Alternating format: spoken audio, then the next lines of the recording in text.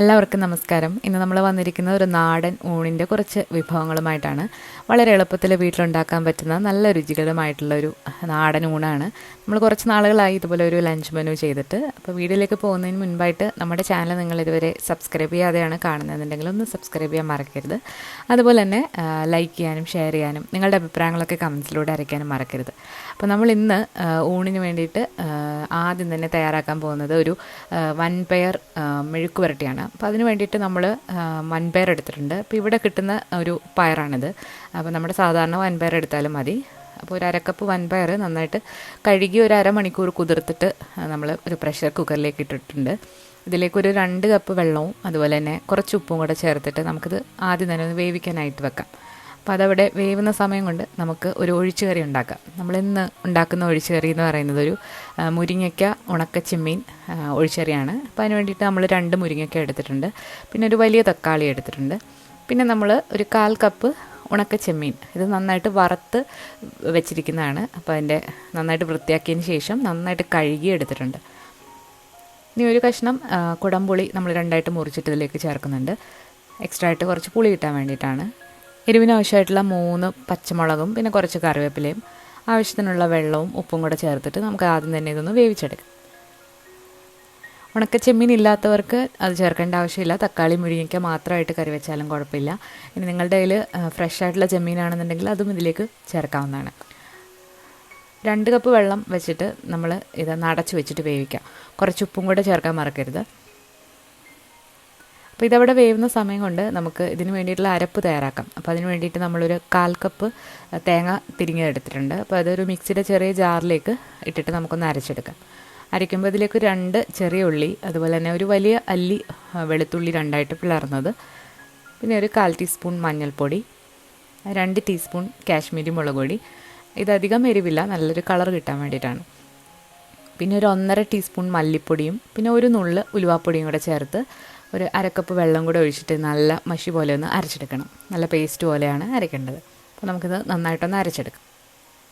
നമ്മുടെ അരപ്പ് ഇവിടെ റെഡി ആയിട്ടുണ്ട്. അപ്പോൾ അരപ്പ് നമ്മൾ റെഡിയാക്കിയപ്പോഴത്തേക്കും നമ്മുടെ മുരിങ്ങയ്ക്കയും തക്കാളിയൊക്കെ നന്നായിട്ട് വെന്ത് വന്നിട്ടുണ്ട്. നന്നായിട്ട് വെന്ത് വന്ന മുരിങ്ങയ്ക്കയുടെ കളറൊക്കെ ഒന്ന് മാറി വന്നിട്ടുണ്ട്. ഇനി ഇതിലേക്ക് നമുക്ക് അരപ്പ് ചേർത്ത് കൊടുക്കാം. വെള്ളം പോരാൻ തോന്നുകയാണെന്നുണ്ടെങ്കിൽ നമുക്ക് അഡ്ജസ്റ്റ് ചെയ്യാവുന്നതാണ്. ആ മിക്സിയുടെ ജാറ് കൂടെ കഴുകിയിട്ടുള്ള വെള്ളം കൂടെ ഒഴിച്ചിട്ട് നമുക്ക് ഈ അരപ്പ് നന്നായിട്ടൊന്ന് തിളപ്പിച്ചെടുക്കാം. ഈ സമയത്ത് വെള്ളമൊക്കെ ചേർത്തിട്ട് അഡ്ജസ്റ്റ് ചെയ്യുക. അതുപോലെ തന്നെ ഉപ്പും നോക്കിയിട്ടൊന്ന് അഡ്ജസ്റ്റ് ചെയ്യാൻ മറക്കരുത്. ഇനി ഇത് ചെറുതീയിലിട്ട് നമുക്ക് നന്നായിട്ടൊന്ന് തിളപ്പിച്ചെടുക്കാം. നമ്മൾ കുറച്ചുകൂടെ വെള്ളമൊക്കെ ഒഴിച്ച് ഉപ്പൊക്കെ ഇട്ട് കൊടുത്ത് അടച്ചു വെച്ച് നമുക്കിതൊന്ന് വേവിച്ചെടുക്കാം. അപ്പോൾ ഇടയ്ക്കൊന്ന് ഇളക്കി കൊടുക്കാൻ മറക്കരുത്. നന്നായിട്ടൊന്ന് തിള വന്നു കഴിഞ്ഞാൽ നമുക്കിത് ഇളക്കി കൊടുക്കാം. ഇത് നന്നായിട്ടൊന്ന് തിളച്ചിട്ട് കുറച്ചൊന്ന് വറ്റി വരുമ്പോഴാണ് നല്ല ടേസ്റ്റ് കിട്ടുന്നത്. ഇപ്പോൾ നമ്മുടെ കറി ഏകദേശം റെഡി ആയിട്ടുണ്ട്. നമുക്കിനി ഇത് കടുക് താളിച്ചിടണം. ആ കടുക് താളിച്ചിടുന്നതിലാണ് ഇതിൻ്റെ ഒരു ടേസ്റ്റ് ഇരിക്കുന്നത്. അപ്പോൾ അതിന് വേണ്ടിയിട്ട് നമ്മളൊരു ഇരുമ്പ് ചീനിച്ചട്ടി എടുത്തിട്ടുണ്ട്. ഇതിലേക്ക് നമ്മൾ 2 ടീസ്പൂൺ വെളിച്ചെണ്ണ ഒഴിച്ചിട്ട് കടുകും ചെറിയ ഉള്ളിയും അതുപോലെ തന്നെ കറിവേപ്പില കൂടിയിട്ടിട്ട് നന്നായിട്ടൊന്ന് വഴറ്റിയെടുക്കണം. വറ്റൽമുളക് ഉണ്ടെങ്കിൽ വറ്റൽമുളകും കൂടി ചേർക്കാവുന്നതാണ്. അങ്ങനെ ഈ കടുക് താളിച്ചത് നമുക്ക് കറിയിലേക്ക് ഒഴിച്ചു കൊടുക്കാം. വളരെ ടേസ്റ്റി ആയിട്ടുള്ളൊരു ഒഴിച്ചുകറിയാണ്. അപ്പോൾ എല്ലാവരും ഒന്ന് ട്രൈ ചെയ്ത് നോക്കാൻ മറക്കരുത്. ഇനി നമ്മൾ ഉണ്ടാക്കാൻ പോകുന്നത് പപ്പടം വെച്ചിട്ടുള്ളൊരു മസാലയാണ്. അപ്പോൾ അതിന് വേണ്ടിയിട്ട് നമ്മൾ പപ്പടം എടുത്തിട്ടുണ്ട്. നാട്ടിൽ നിന്ന് കൊണ്ടുവന്ന പപ്പടമാണ്. ഈ പപ്പടം നമുക്ക് ചെറിയ ചെറിയ കഷ്ണങ്ങളാക്കി ഒന്ന് മുറിച്ചെടുക്കണം.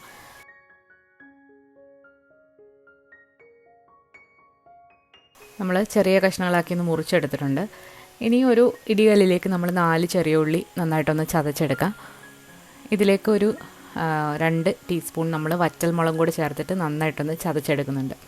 ഇനി നമുക്ക് പപ്പടം ഒന്ന് വറുത്തെടുക്കാം. കുറച്ച് വെളിച്ചെണ്ണയിൽ പപ്പടം നന്നായിട്ടൊന്ന് വറുത്ത് കോരുക. 3-4 തവണകളായിട്ട് വേണം ഇത് വറുത്ത് കോരാനായിട്ട്. ഇനി ആ പപ്പടം വറുത്ത എണ്ണയിൽ നിന്ന് തന്നെ ഒരു 2 ടീസ്പൂൺ എണ്ണ എടുത്തതിന് ശേഷം നമ്മൾ ചതച്ച് വെച്ചിരിക്കുന്ന ഉള്ളിയും അതുപോലെ തന്നെ വറ്റൽമുളകും കുറച്ച് കറിവേപ്പിലയും കൂടി ഇട്ടിട്ട് നന്നായിട്ടൊന്ന് മൂപ്പിച്ചെടുക്കുക.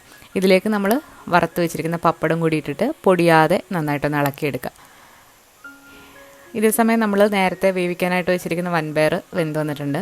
ആ ഒരു പപ്പടം വറുത്ത അതേ പാനിൽ തന്നെ 2 അല്ലി വെളുത്തുള്ളി, 1 അല്ലി ചെറിയ ഉള്ളി, കറിവേപ്പില ഇത്രയും കൂടെ ഒന്ന് വഴറ്റിയെടുക്കാം. ഇതിലേക്ക് ഒരു 1/4 ടീസ്പൂൺ മഞ്ഞൾപ്പൊടിയും 1/2 ടീസ്പൂൺ കാശ്മീരി മുളക് പൊടിയും കൂടെ ചേർത്തിട്ട് നന്നായിട്ടൊന്ന് മിക്സ് ചെയ്തെടുക്കുക. നമ്മൾ പയർ വേവിച്ചപ്പം ഉപ്പ് ചേർത്തിരിക്കുന്ന കാരണം വീണ്ടും ഞാൻ ചേർത്തില്ല, ഉപ്പ് പാകത്തിനുണ്ടായിരുന്നു. നന്നായിട്ടൊന്ന് മിക്സാക്കി എടുക്കുക. ഇന്ന് നമ്മളൊരു വെണ്ടയ്ക്ക മെഴുക്കുവരട്ടിയാണ് ഉണ്ടാക്കുന്നത്. അപ്പോൾ വെണ്ടയ്ക്ക നന്നായിട്ട് കഴുകി ഒരു തുള്ളി പോലും വെള്ളമില്ലാതെ നന്നായിട്ടൊന്ന് തുടച്ച് എടുക്കണം. ഈ വെണ്ടയ്ക്ക നമ്മളിനി നീളത്തിലാണ് അരിയുന്നത്. 2 രീതിയിൽ വെണ്ടയ്ക്ക മെഴുക്ക് വരട്ടാം. ഇവിടെ ഇങ്ങനെ ഉണ്ടാക്കുമ്പോഴാണ് ഒന്നുകൂടെ നല്ല എല്ലാവർക്കും ഇഷ്ടം. ഇനിയൊരു പാനൊന്ന് ചൂടായി വന്നപ്പോഴത്തേക്ക് നമ്മൾ കുറച്ച് വെളിച്ചെണ്ണ ഒഴിച്ചു കൊടുക്കുകയാണ്.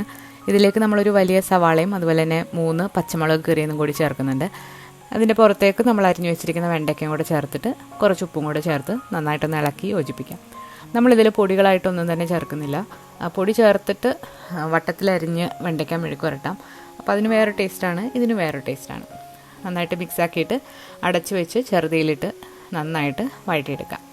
ഈ വെണ്ടയ്ക്ക മെഴുക്ക് വരട്ടിക്ക് ഒരു പ്രത്യേക ടേസ്റ്റാണ്. ഇങ്ങനെ ട്രൈ ചെയ്യാത്തവരൊന്ന് ട്രൈ ചെയ്ത് നോക്കണം. ഇനി നമ്മളൊരു മീൻ വറക്കാൻ വേണ്ടിയിട്ട് വെളുത്തുള്ളിയും അതുപോലെ തന്നെ കുരുമുളകും കൂടി നന്നായിട്ടൊന്ന് ചതച്ചെടുത്തിട്ടുണ്ട്. ഇത് ആവോലി മീനാണ്, 3 ചെറിയ ആവോലി മീനാണ്. അപ്പോൾ അത് 2ആയിട്ട് കട്ട് ചെയ്ത് എടുത്തിരിക്കുന്നതാണ്.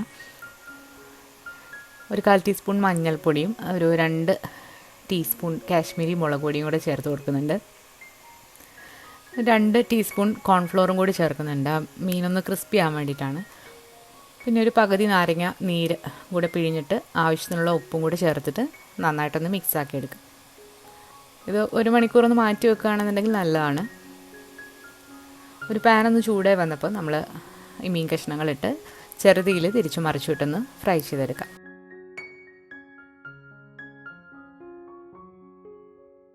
ഇതിലേക്ക് കുറച്ച് കറിവേപ്പിലയും കൂടി ചേർത്തിട്ട് മീൻ ചെറുതീയിലിട്ട് നന്നായിട്ടൊന്ന് ഫ്രൈ ചെയ്തെടുക്കാം. മീൻ്റെ ഒരു സൈഡ് ഫ്രൈ ആയിട്ടുണ്ട്, മറിച്ചിട്ട് കൊടുക്കാം. നമ്മളിന്ന് നല്ല പാലക്കാടൻ മട്ട ചോറിൻ്റെ കൂടെയാണ് ഈ കറികളെല്ലാം സെർവ് ചെയ്യുന്നത്. വളരെ രുചികരമായിട്ടുള്ള നാടൻ രീതിയിലുള്ളൊരു ഊണിൻ്റെ കുറച്ച് റെസിപ്പികളാണ് നിങ്ങളിന്ന് കണ്ടത്.